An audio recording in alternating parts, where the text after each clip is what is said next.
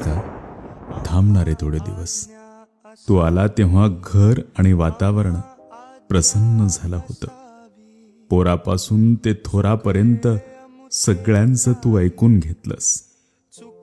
पण आता तुझा परतीचा प्रवास नकोसा वाटतो रे. पण काय करणार, सरते शेवटी प्रत्येकाला जावंच लागतं. देवा, पुढच्या वर्षी लवकर ये. वारुनिया विघ्ने देवा रक्षावे दीना.